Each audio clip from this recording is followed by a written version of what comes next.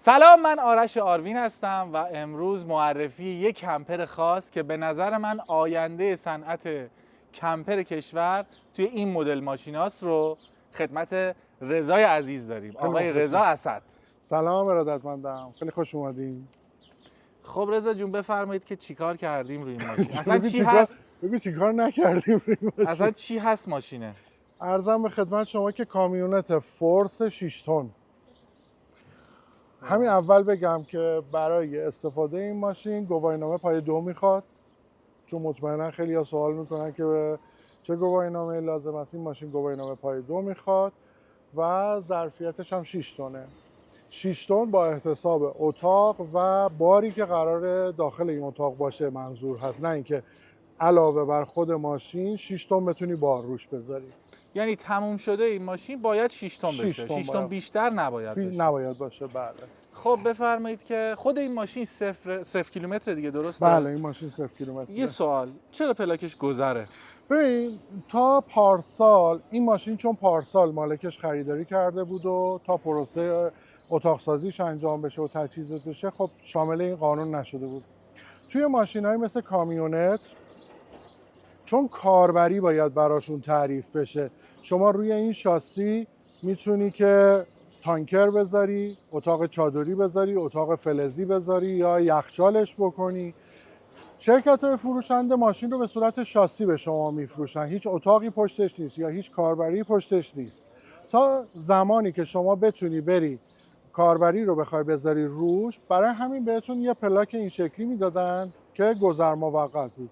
میرفتی کاربری رو روش سوار میکردی، بعد بر اساس اون کاربری راهور پلاک رو صادر میکرده. یعنی میشه هم کمپرسی گذاشت، هر چیزی که بخوای بشه، بعد میبری تو پلاک، کاربریت مشخص میشه. توی این نمونه پارسال قانون عوض شد. از همون اول شرکت فروشنده میگه کاربری رو چی میخوای بذاری روش، میگه که مثلا میخوام کمپرسی باشه، همون موقع تعریف میکنن و کاربری روش نصب میشه و پلاک به اسمش صادر میشه. دیگه پلاکای گذر نمیدن الان، حتی اگه کمپر باشه.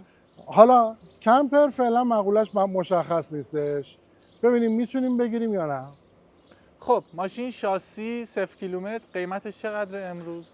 امروزشو نمیدونم، ولی میدونم پارسال نزدیک 2 خورده خریدن این ماشین، 2,300-400 مثل این که بود قیمتش. خب اگه خودتون خواستید قیمتشو در بیارید. آره، مال شرکت بهمنه. قیمت صفرش چقدره؟ گروه صنعتی بهمن. مشخصات ماشین هم میگی چند سیلندر گازوئیلیه؟ 4 سیلندر دیزل، موتور کومنز، گیربکس زدف آلمان روش هستش. یه موتور گیربکس خیلی خوب، جوندار، سوپردار و برقش 24، سیستم باد داره، یعنی کلاچ، ترمز و تعویض دنده ها همه با باد هستش. اگه موافق باشی اول بریم توی کابین رو ببینیم، بعد بریم سراغ قسمت کمپر. میتونیم ببینیم. بله. چرم قهوه‌ای داشبوردش نسبتا خوبه نسبت به کامیونت هایی که تا حالا من دیدم، از ایسوزو و کاویان و یا مثلا کاما و اینا. خیلی خوشگله، دو رنگ کار کردن، قهوه‌ای ولی خب جنس پلاستیکه دیگه. بعد یعنی شبیه به پراید 132 111 ایناست دیگه تقریبا. سیستم رادار بین خطوط رو داره این ماشین، سیستم چیزو داره، ترمز وقایع داره، ثبت وقایع داره، بعد کروز کنترل رو داره، ریتارد موتور رو داره، کولر داره. جلوش جای نشستن، ترمز دستیشه دیگه با باد اینا. یه جای خوابم که اینجا داره. جلوش جای نشستن 3 نفر با راننده، یه خوابم داره. نمیخوابه؟ چرا؟ زمانشو که بکشین این صندلی میخوابه. خب فقط تنها عیبی که داره به خاطر اینکه برای دسترسی به موتور این ماشین حتما باید این کله بلند شه. برای همین قسمت کابین به کمپر راه نداره. متوجه شدم. البته اگر کاربری اینها بشه تغییر داد به کمپر، میشه خیلی راحت اینجا رو باز کرد و مثل شبیه اتوبوس‌های آکاردونی که تو تهران بود، قسمتش آکاردونی کرد که وقتی این باز میشه اینا از هم جدا شن، وقتی هم بسته میشه کاملا آب بند بشه. فرمودید که رادار رانندگی بین خطوط هم داره؟ بله بله. خب ترمز اضطراری تصادف هم داره، یه دفعه مانع جلوش میاد خودش ترمز میکنه. این اتفاقا چند روز پیش تستش کرده بودم، توی اتوبان داشتم میرفتم برای اینکه فلاپای بغلش رو درست کنم، یه دونه پرشیا یه دفعه پیچید جلوی من، چنان زد رو ترمز، من اینجوری رفتم تو داشتم. خب اگه موافقی کیفیت ماشینش خیلی خوبه، خیلی خوشم اومده ازش. گیربکسش هم 6 دنده است با یه دونه دنده عقب. یعنی 7 دنده است. 7 دنده، 6 دنده جلو. یه کنسول کوچولو. سواریش هم نرمه نسبت به کامیونتش. سیستم فنربندی شمشه. شمش. 4 تا شمش. 4 تا شمش. دفع عقب هم هست. دفع عقب. محور عقبش هم جفت چرخه، یعنی ماشین 6 چرخه. بریم سراغ قسمت عقب. بریم سراغ. خب وزن اتاق چقدره که روش گذاشتیم؟ اصلا چه کارهایی انجام شده؟ از صفر بگو. اول از همه خب وقتی که این ماشین رو خریدن ما شرکت آفاکو رو بهشون پیشنهاد کردیم که خب واقعا یه شرکتی هستش که خیلی دقیق مهندسی کارشون رو انجام میده. شما دقت بکنید هیچ نقطه جوشی داخل این اتاق نمیبینید. تمام اتصالات به صورت پیچ و مهره، هیچ ستونی داخل اتاقها وجود نداره. تمام ستونها به واسطه خم کردن ورقها به وجود اومده و یه اتاق کاملا ایزوله آببند محکم. این شاسی تورشن نداره. تورشن یک نداره. پارچه نه است. یک پارچه. بعد این اتاق به صورت یک دست یک پارچه اومده روی شاسی ماشین سوار شده، یعنی برای اتصالش دقیقا مثل کاربری های دیگه که مستقل ساخته میشه و میاد روی شاسی اصلی ماشین با کرپی نصب میشه. این اتاق هم دقیقا همونجوری ساخته یعنی 2 روز شده. دیگه اگر مثلا صاحب این ماشین بخواد ماشینش رو عوض بکنه میتونه این کله رو بدون اتاق بفروشه. اتاق رو برداره بذاره روی کامیون فقط مشابه کافیه این. که اتصالات مخزن‌ها که پایین هستش اونا رو باز بکنن، شلنگا و اینا، اتاق و پیچاشو باز میکنن، کلا بلندش میکنن برش میدارن. ابعاد اتاق رو بمیگی؟ 4 متر و نیم، 2.10، 2.5 متر ارتفاع. 2.5 متر خیلی زیاده. آره یه ذره مالک این ماشین روی سایز دست و دلبازی به خرج دادن. کسی شرکت آفاکو که این اتاق رو درست کرده همون شرکتیه که دریا رو درست کرده و اگر فیلم های قدیمی همین کانال رو ببینید دریا رو و همینطور مراحل ساختش رو هم میبینید. غیر از این ماشین یه دونه دیگه هم داریم که حالا انشالله اونم تو چند روز آینده فیلمش رو میگیریم. اونجاست. تو قسمت بعدی ویدیو قسمت اونو بعدی می‌بینید. انشالله. آره این اتاق رو شرکت آفاکو زحمتشو کشیدن ساختن. بیا از همینجا بمون بگو. این طرف یه دونه سوکت آب براش گذاشتیم خب که این قسمت جلوی ماشین اگه آب احتیاج داشتن از اینجا استفاده میکنن. پشت کابین جلو و عقب. کابینو میشه بلند کنیم یا سخته؟ نه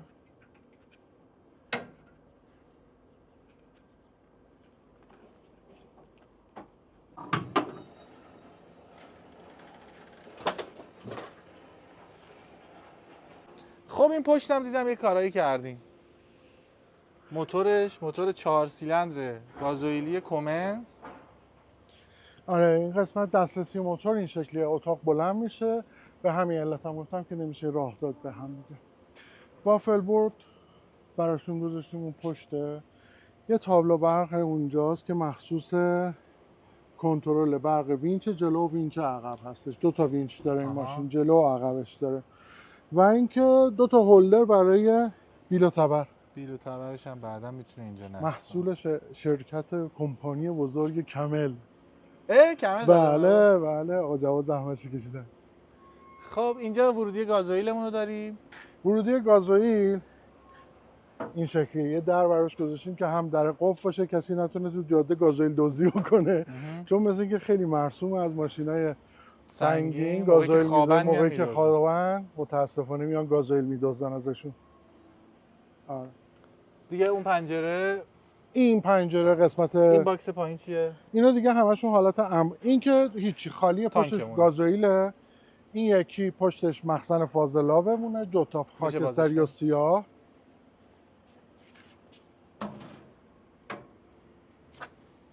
اینجاست.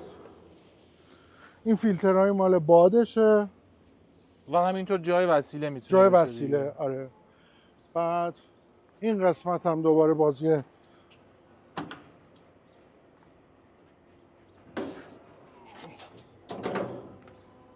مثل صندوق‌های اتوبوس‌های بین شهریه. اینجا میتونه موتور برقشو بذاره. موتور برق اینجاست. نصب کردیم. مشخصات موتور برق هم میگی؟ موتور 3.5 کیلوواته. برای یک کولر درجایی که داره. بنزین؟ موتور بنزینی، بله. خب دیگه استارت هم داره یا نه؟ بله، موتور استارتیه. یعنی میتونی از توی کابین روشن یا خاموشش بله کنی. بله. خب دو تا باکس اینجا بالا. بذار اینا رو ببندم جلو پامون نباشه.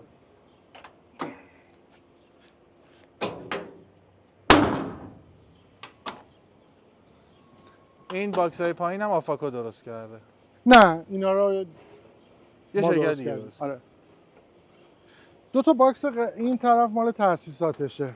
یکیش تاسیسات در واقع آب و پمپشو و دو تا بخاری درجا. چه خوب حالا که چرا- دسترسیش همین جلوی دست. آره چرا دو تا بخاری درجا داره؟ وقتی رفتیم تو متوجه میشین که چرا بخاریش دو تاست. بعد آب گرم کنش از نوع دیزل، زیر ماشین هستش و مخزن آب، مخزن فاضل آب، همه چی دیگه زیر ماشین توی شاسی ها قرار گرفته. این یکی قسمت هم تاسیسات برقیشه. این دو تا قسمت از هم مجزا هستن. تابلو برقش همون سیستم اعتمادی مثل ولکام.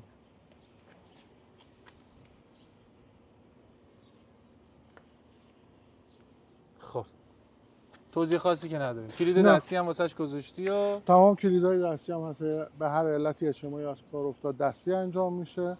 بعد کنترل شارژهای پنل خورشیدی، 1100 وات پنل خورشیدی روی سقف این ماشین هست.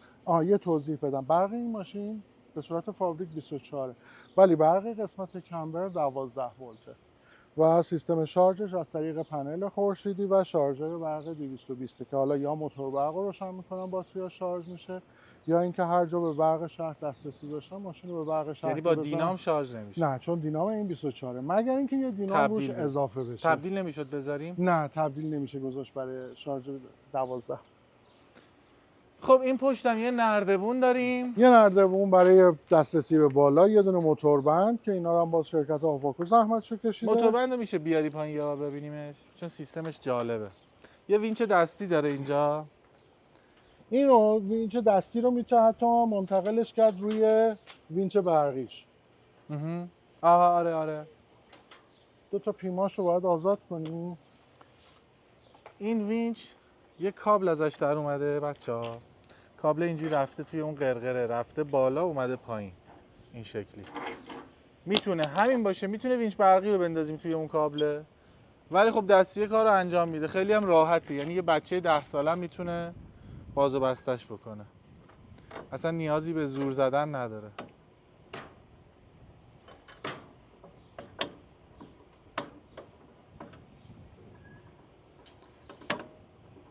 میتونیم حتی تا بالاترین نقطه هم نبریمش یا باید حتما بره که پینه جا بیفته؟ قفل کنش دو تا داره، هم تو پایین ترین حالت قفل کن داره، هم تو بالاترین حالتش. ولی خب اگه اینجا باشه یه موقع سربالایی گرفتن. بری ممکنه آره، زیرش گرفتن. گیر بکنه. رمپ داره، رمپش میاد بیرون. موتور میره و بسته میشه. این پیچو باید باز کنم. این رمپ میاد بیرون، موتور میره روش و دوباره برش میگردیم بالا. این در پشت ولش کن جمعش نکن. این در پشت کامل باز میشه. این یه حالت پنجره است. به سمت بالا کلا یه میره. تیکه به سمت بیرون باز میشه. دوربین کجا داریم؟ هر چهار طرف ماشین دوربین 360. یکیش هر چهار اینجاست. طرف هستش. بقیه هم نشونتون میدم. بریم بقیه مراحل. دو تا اگزوز دارم اونجا میبینم. یکیش اگزوز موتور برقه. آها. این یکی اگزوز آبگرم کنه دیزله. خب این طرف قفل اینا. این دوتا دیگه فضای باره خالیه، هیچی دیگه داخلش نیست. جای صندلی و میز و اینجور چیزا. به اضافه اینکه این باکس های پایین هم همینطور، این باکس هم کلا خالی هم. اون قلاب مشکی ها رو واسه چی گذاشتین؟ برای مالکش اهل ورزش و تیاریکس هستش، برای بستن تنابای ورزشش. این دستگیرها هم همینطور. این دوتا رو هم بذار باز کنم. اینا رو هم به صورت میز درست کردیم. خب این هم دوتا دری که شبیه به میزش کردیم. میز بیرونیه. اینجا یه دونه خروجی پریز برق براشون گذاشتیم که همه رو داره. خروجی USB فندکی که اگه بیرون ماشین برق و 12-220 یا شارژر لازم داشتن از این استفاده میکنن. این قسمت هم که پر کنه تانک مخزن آبش. آبشه، 300 لیتر ظرفیت آب این مخزنشه. اون زیرم که خالیه. این زیر مخزن آبه، قرینه باک گازوئیل مخزن آبه، مخزن استیل. خیلی عمالی. سرت نخ. برو بریم تو. خب اینجا هم این بریم. پله این طرف هم واسه هم بگو. آفاکو اومده یه خلاقیتی به خرج داده که از این بادبنده به عنوان پله هم استفاده کرده تو طراحیش. از اینجا هم میشه رفت بالا، ولی بهتره که از همون عقبیه بریم. بله. سایبون برقی 4 گرین متری، جاینت 4 متر در 2.5 متر. 2.5 متر باشه. بریم. این در بسته باشه اون پله هم دیگه اصلا مشخصش نیست. دری که باز میکنی اتوماتیک خودش پله رو میکشه میره بیرون، پله بعدیشو باز میکنین و بدون کفش تشریف میارین داخل. بریم. این درم در مخصوص کمپره، عایق سطل داره، دستگیره داره، پنجرهش باز میشه و دقت کنید دستگیره هاش در یک راستا نیستن. دستگیره بیرونی پایین تره، چون بالاخره از بیرون میخوای وایسی اینو باز کنی با اینکه از اون تو باز کنی فرق دارن. از 2 تا قسمت هم قفل میشه و به نظر من مناسب ترین در واسه کمپر همیناست برای اتاقی که خودتون درست میکنید. با استفاده از دستگیرش هم خیلی راحت میشه وارد شد. چه شبیه خونه است. این ماشین یه در واقع میشه گفت بزرگترین سایزیه که تا حالا ما تجهیز کردیم. خیلی عیالواریه. جای خواب برای 6 نفر توی این ماشین هستش. بذار من برم رو به رو. لوستر داره. تا حالا من کمپر لوستر ندیده بودم. انقدر اتاقش بزرگه صدای آدم توش میپیچه. آره. خب از همین جلوی که بخوایم شروع بکنیم، این کمد اینجا اینو بسته باشه صدا هم بهتر میشه. این 3 تا کشو 3 تا جا کفشیه. این بالایی کمد رگرال لباسه. به این یکی در نردبونش رو نذاشتیم ما تو جای نردبونش. اینجا جای نردبونیه که میارن بیرون باز میشه و دسترسی برای جای خواب بالا. جای خواب بالا چراغ و هواکش برقی داره برای تهویه هوا. اینجا هم یه دونه کمد دیگه هستش برای استفاده طبقه بالا. این چیه؟ یه دونه کمد باز اینجاست. دیگه توی این حسابی کمد درست کردی. 2 تا مبل نشیمن برای 4 نفر با میز غذاخوری تخت خواب که این میز رو برمی‌داری و این 2 تا به هم میچسبه. زیرش دوباره باز باکس وسایل هستش و در این حال تخت خواب میشه. اینجا هم که کابین حمام و توالتش. فکر کنم کیف کنی، خیلی بزرگه. واقعا بزرگه. خیلی خوبه. همون 2 نفر هست. واره خیلی بزرگه. توالتش هم که برقیه. اینام که از این چیزهای جدید لوکسه دیگه. جنگلی مستونی هم. هواکش لوسترش هم دوباره همون شکلی.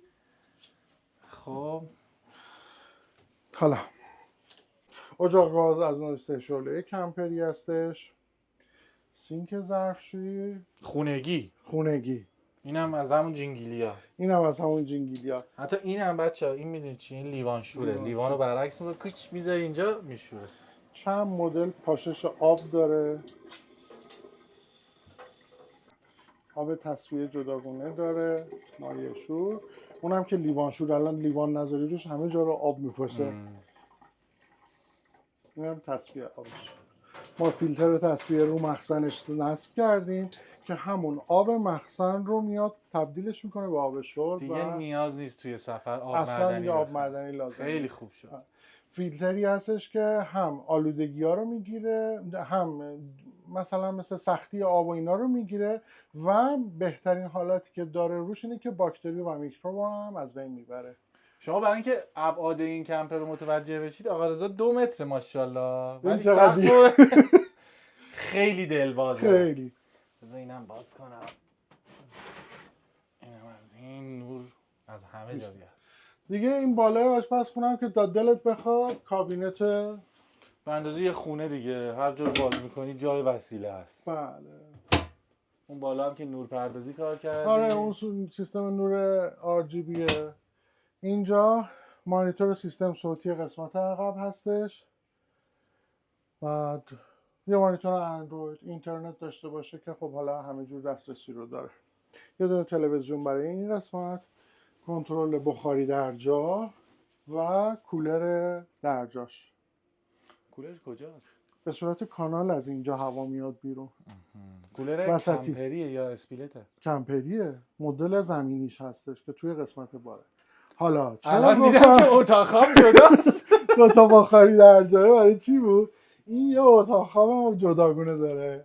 این در که باز میشه یه اتاق خوابی که تختش از تخت خونگی هم بزرگتره. خیلی باحاله. یه لوستر هم دوباره اونجا. یه سیستم صوتی، تلویزیون، کتابخونه و کلی کمد لباس و همه چی اینجا. یه پنجره بزرگ که این اون پنجره پنجره که از کمپری بیرون باز میشه، اون فریم دورش هم کامل باز میشه، یعنی میتونی از اونجا یه ساید بای ساید بیاری و ببری. آره دقیقاً. خیلی حرکت باحالی بود. این اتاق دیگه کلا مستقله. یعنی این کمپر جای خواب برای 5 نفر رو داره. بله. چه باحال. ماشین لباسشویی، یخچال، ماکروفر و اون پایین هم فریزر کشویی. به جرئت میتونم بگم این تکمیل ترین ماشینی که تا حالا دیدم. تو این میشه واقعا زندگی کرد. قشنگ تو این میتونی بدون زندگی دغدغه‌ای کنی. که مثلا تو ماشینم اذیتم. 4 تا تلویزیون داره. درست میگم؟ نه 2 تا. 5 تا. آها یک، اون که دو، مانیتور، اون مانیتور چیزه. 3 4 یکی همون پشت 5 تا. اینجا این مانیتور دوربین 360 که از داخل ماشین میتونی دور تا دور ماشینتو نگاه بکنی. این که پنل HMIش هستش که کل کنترلرها روی این هست. اینجا که خب این ضبط مخصوص قسمت عقبه. میخوای تست صدا بگیری؟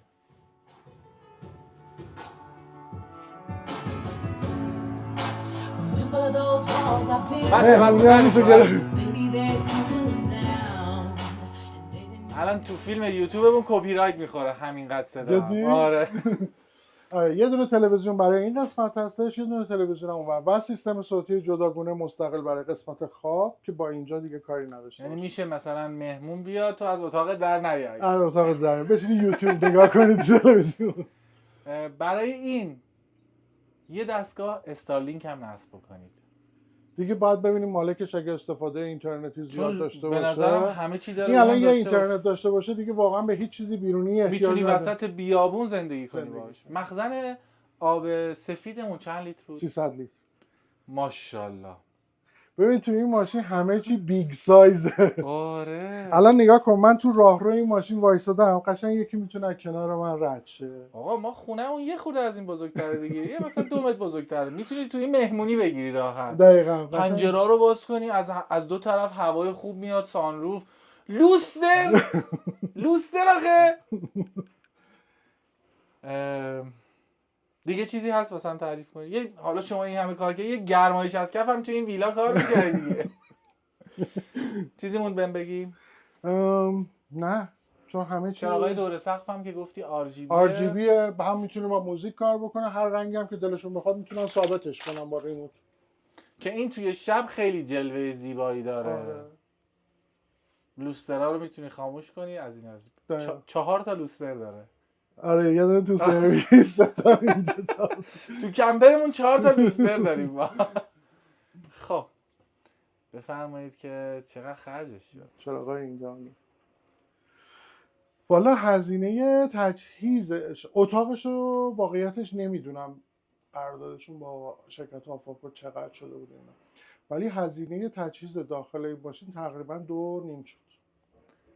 تجهیزات، دستمزد شما و هر کاری که داخل اتاق شده. شما فرض کنید یه اتاق خالی، یه ورق آهن اومده شده این از در و پنجره و کل تجهیزاتی که میبینید و کل دکوراسیون، کل آیاکاری، کل تاسیسات برق، الکتریکیش و برق و الکتریکی یکی، برق و آبش و همه اینا با هم نزدیک 2.5 شده.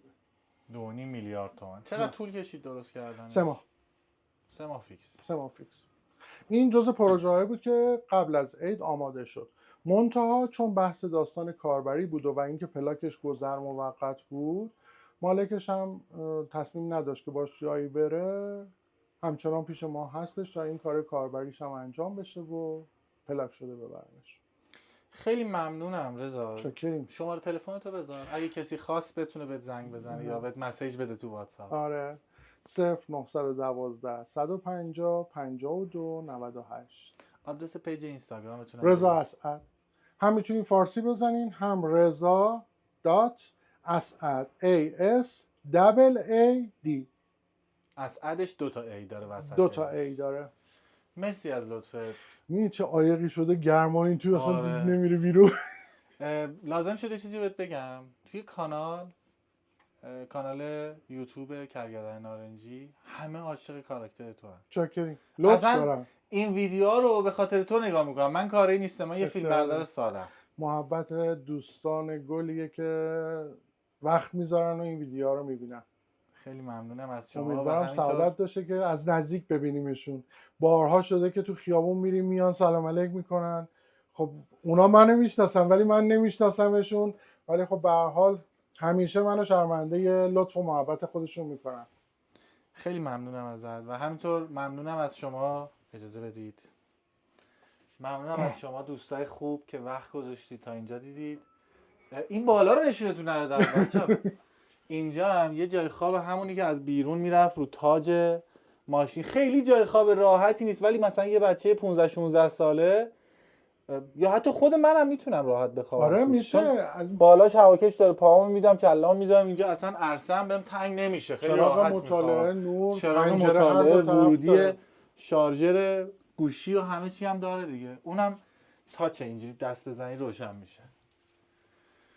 و خیلی مخلصیم. مرسی که تا اینجا نگاه کردید. اگر دوست داشتید ویدیو رو حتما لایکش کنید، کامنت بذارید و برای دوستای باحالتون که ممکنه یه روزی وارد یه همچین بازی بشن بفرستیدش. ارادت. خداحافظ. خداحافظ.